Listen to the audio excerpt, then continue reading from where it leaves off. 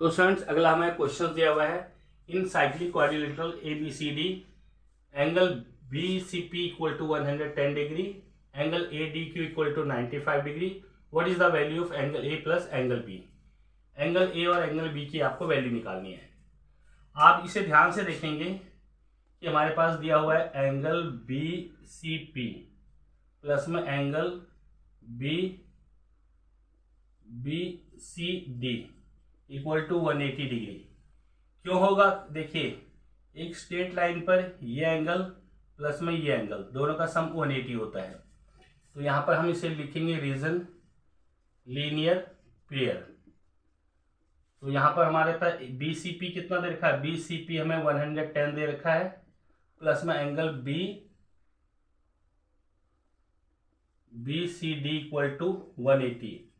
Angle BCD equal to 180, इसको right hand side ले जाएंगे -110।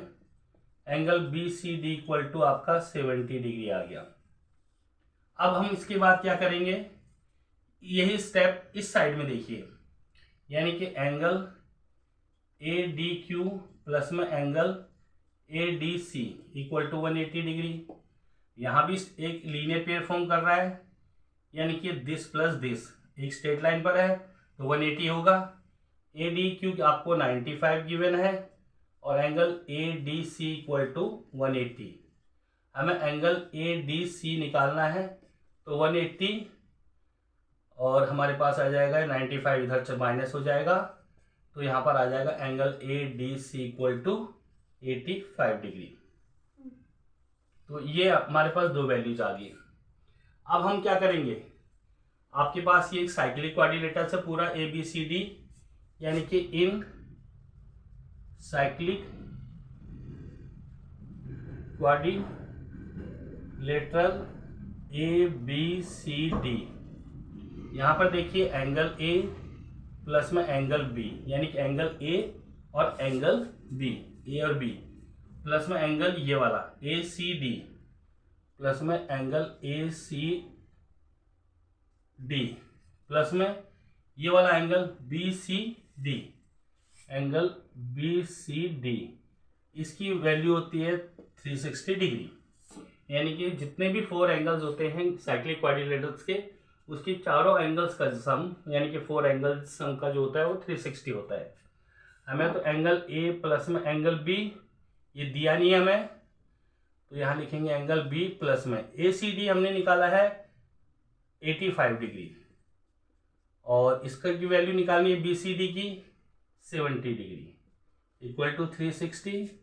Angle A plus angle B plus में इन दोनों को अगर हम ऐड करते हैं तो 155 आ जाएगा 360 डिग्री। तो एंगल A प्लस में एंगल B 360 माइनस हो जाएगा 155, तो 155 इसका ये आ जाएगा। तो angle A plus angle B अगर आप इसमें से माइनस करेंगे तो ये आ जाएगा आपका 205, तो ये आ जाएगा 205 और ये आ जाएगा टोटल। ठीक है स्टूडेंट्स। तो स्टूडेंट्स हमारा नेक्स्ट क्वेश्चन है find the value of x in the figure, यानी कि आकृति में x का मान ज्ञात करो। तो हमें इस x की वैल्यू निकालनी है। तो देखिए इसके लिए क्या करेंगे, हमारे पास है इन साइक्लिक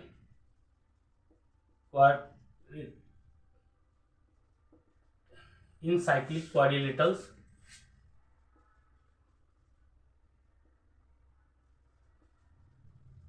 ABCD, ये एक साइक्लिक क्वाड्रिलेटरल ABCD बन रहा है। तो इसके अंदर हमारे पास क्या होगा कि एंगल ADC प्लस में angle ABC equal to 180 degree. देखिए ये साइक्लिक क्वाड्रिलेटरल्स है, इसमें ये एंगल प्लस में ये एंगल, ये अपोजिट एंगल्स है, अपोजिट एंगल का सम 180 होता है। रीजन आप लिख सकते हैं sum of the opposite angles of a cyclic quadrilaterals is 180 degree. तो यहाँ पर 180 डिग्री होता है। ADC आपको दिया हुआ है 120 डिग्री। ए बी सी हमें दिया नहीं है, A B C 180, angle A B C equal to 180 minus 120, angle A B C equal to आपका 60 डिग्री आ जाएगा। तो ए बी सी की वैल्यू 60 डिग्री आ गई, यानी कि ए बी सी हमारे पास क्या है, ए बी सी। अब आप ध्यान से देखेंगे कि angle A B C plus में angle C B E equal to 180 degree, क्योंकि ये एंगल और ये एंगल एक लीनियर पेयर है, एक स्ट्रेट लाइन में है, तो यहाँ पर लिखेंगे हम लीनियर पेयर। तो ए बी सी की वैल्यू हमें क्या दी है, ये दी है हमें 60 डिग्री और प्लस ये एक्स है 180, तो एक्स इक्वल आएगा 60 degree plus X equal to 180 degree. तो हम क्या करेंगे, यहाँ से एक्स की वैल्यू निकालेंगे 180 और ये 60 माइनस हो जाएगा, तो ये आ जाएगा एक्स इक्वल टू 120 डिग्री। तो स्टूडेंट्स हमारा नेक्स्ट क्वेश्चन है, इसमें दिया हुआ है find the value of angle P R Q in the figure. Angle P R Q इसकी वैल्यू निकालनी है। आप इस फिगर को ध्यान से देखेंगे, देखो ये सेंटर में बना एंगल है और यहीं से रिमेनिंग पार्ट पे ये एंगल बना हुआ है। तो हम जानते हैं, हमें एक थ्योरम्स दी हुई है, angle P O R equal to twice angle P R Q, यानी कि ये जो सेंटर पर एंगल बना होता है रिमेनिंग पार्ट पर बने एंगल्स का डबल होता है, यानी कि ट्वाइस होता है। इसे कहते हैं by angle subtended theorem, angle subtended theorems के द्वारा। अब हमारे पास पी क्यू आर कितना दे रखा है, पी ओ आर दे रखा है, सॉरी ये पी ओ आर दे रखा है कितना, ये दे रखा है 110 degree to angle P R Q. हम इसे एंगल पी आर क्यू लिख सकते हैं 110 डिग्री। तो angle P R Q equal to 110, ये 2 नीचे आ जाएगा इसके, तो angle P R Q equal to 55 degree. तो स्टूडेंट्स अगला क्वेश्चन है, find the value of angle B plus angle D, यानी कि कोण बी जमा कोण डी का मान ज्ञात करो।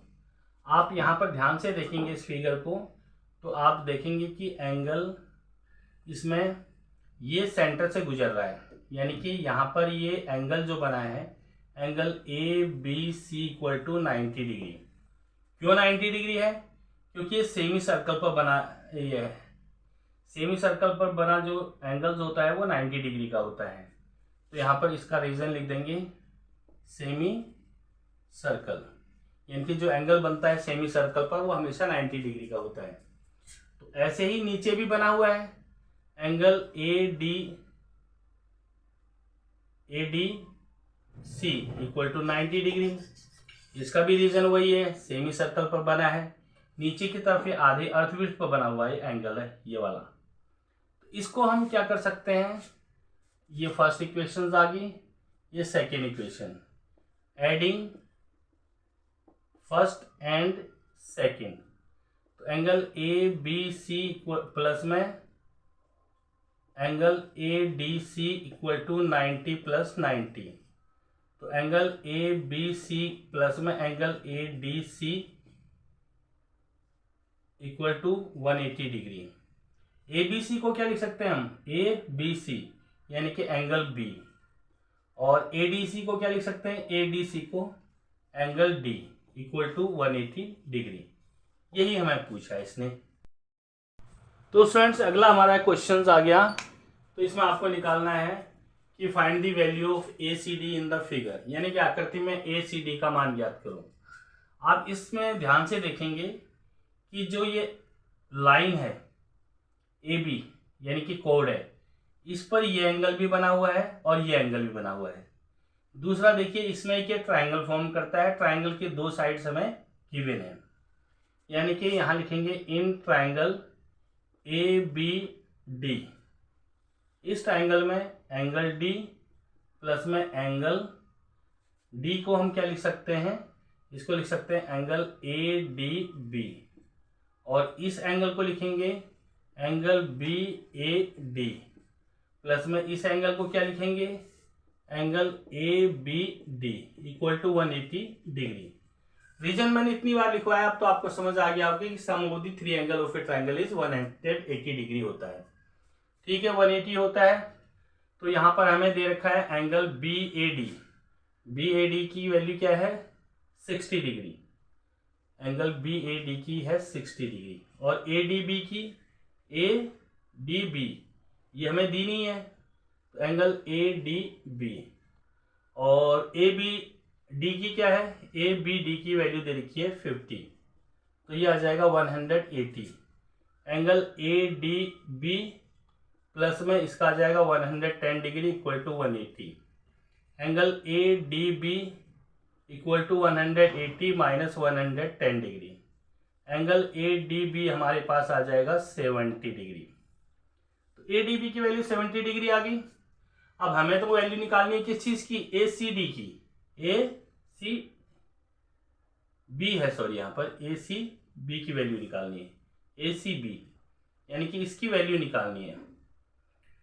तो इसकी वैल्यू निकालने के लिए हमारे पास क्या है, देखो एक लॉजिक, एक रूल्स ये होता है, अगर इस बेस पर जितने भी एंगल्स बनते हैं तो वो इक्वल होते हैं। इस पर ये एंगल भी बना है और ये एंगल भी बना है, तो यहां पर लिखेंगे हम angle A D B equal to angle A C B, ये हो जाएगा आपका सेम बेस पर बने हुए एंगल्स होते हैं। तो अब हमारे पास देखिए ए डी बी क्या दे रखा है हमें 70 डिग्री, तो एंगल ए सी बी भी आपका कितना आ जाएगा, angle A C B equal to 70 degree.